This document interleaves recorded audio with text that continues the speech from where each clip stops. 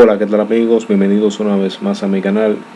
Esta vez vamos a estar trabajando con el cálculo de la constante del producto de solubilidad. En el video anterior estuvimos trabajando con el cálculo de la constante de equilibrio. En este caso es la misma constante, pero explicaremos algo para que vean cómo se diferencia. Antes de hablar de la constante, hablaremos un poco de qué es la solubilidad. La solubilidad está relacionada con la cantidad de soluto que se puede disolver en un disolvente, en este caso pongamos de ejemplo el agua, a temperatura ambiente, o sea 25 grados Celsius. En este caso no vamos a usar la solubilidad en gramos por litro, sino la solubilidad molar, que es mol por litro. También hablaremos un poco de los tipos de soluciones relacionado con la cantidad de soluto. En este caso hablaremos un poco de soluciones insaturadas, que ya sabemos que son las soluciones que aún soportan más o pueden disolver más soluto a una temperatura de 25 grados Celsius. Las soluciones saturadas son las soluciones que tienen disuelto la cantidad que soporta la cantidad de soluto que soporta el disolvente a una temperatura de 25 grados. Y cuando hablamos de soluciones sobresaturadas, es una solución que tiene disuelto mayor cantidad de soluto del que soportaría a 25 grados Celsius.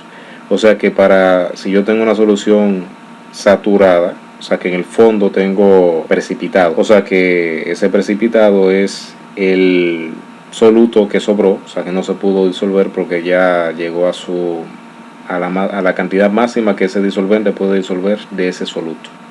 Entonces si yo cojo esa solución y la caliento, ese precipitado se va a disolver porque le he aumentado la temperatura, puesto que la solubilidad aumenta con el aumento de la temperatura. Muchas veces solemos confundir.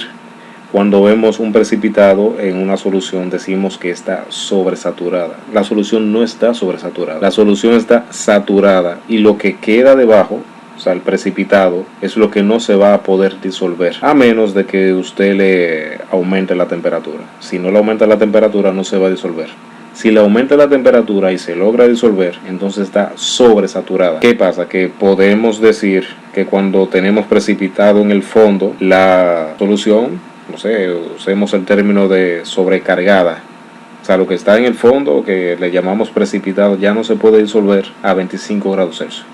Pero si le aumentamos la temperatura, se disuelve. Entonces ahí hablamos de sobresaturado. Pero mientras no le aumentamos la temperatura y tenemos ese precipitado en el fondo, entonces ya decimos que está saturada. O sea, ya no soporta más soluto.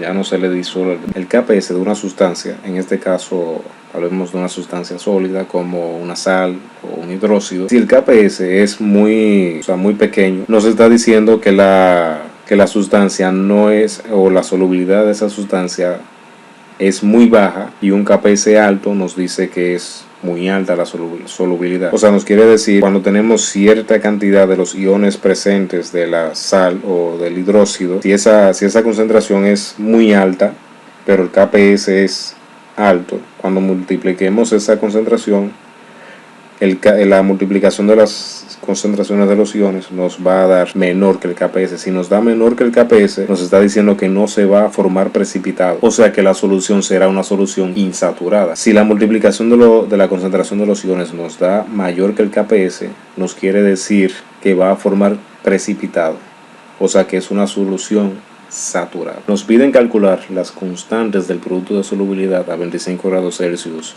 del sulfato de bario y del hidróxido de magnesio. Las solubilidades en agua son 1.04 por 10 a la menos 5 mol litro y 1.2 por 10 a la menos 4 mol. Bien, ¿qué hacemos primero? Primero tenemos que disociar las sales y el hidróxido. En este caso vamos a empezar con el sulfato de bario. El sulfato de bario, bien, vamos a empezar con el sulfato de bario. Tenemos el sulfato de bario, que anteriormente lo tenemos sólido, ¿verdad?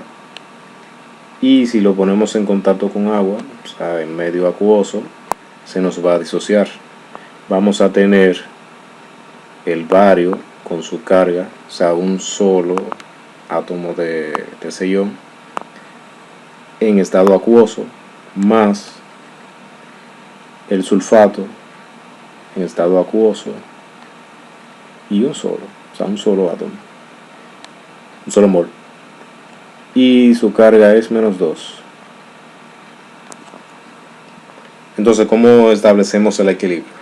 Inicialmente, bien, sabemos que la constante es igual a la multiplicación de las concentraciones de los productos sobre la multiplicación de las concentraciones de los reactivos. En este caso, como el reactivo que tengo es un sólido, o sea que es una sustancia pura, no se expresa, o sea que me voy a quedar solamente con los iones de los productos. Entonces vamos a establecer el equilibrio. Recuerden que inicialmente tenemos que del sulfato de bario no tenemos nada y no lo vamos a representar, por eso lo puse con una raya.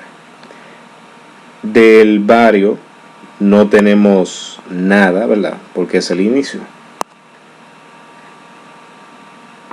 Ahora bien, cuando hay un cambio, vamos a tener que de bario se suma un mol, que es el 1 que no se marca, ¿verdad?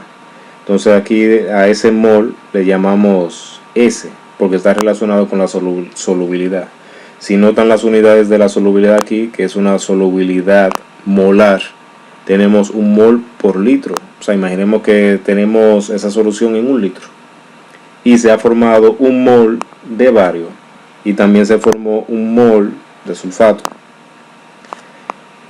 Cuando se alcance el equilibrio, vamos a tener que sumar lo siguiente. O sea, se sumó un mol o el mismo valor de la solubilidad de ambas sustancias. Entonces abajo vamos a tener S y S. O sea que lo que yo voy a representar en el equilibrio acá abajo, en la fórmula, va a ser la concentración de S, o sea que es un mol. O sea, va a tener S de bario por S de sulfato, y eso será igual a S al cuadrado. Si sustituimos, vamos a tener 1.04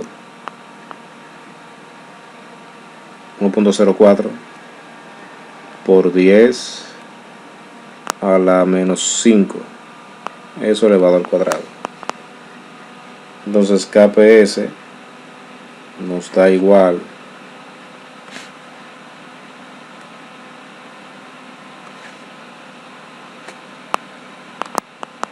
a 1.1 por 10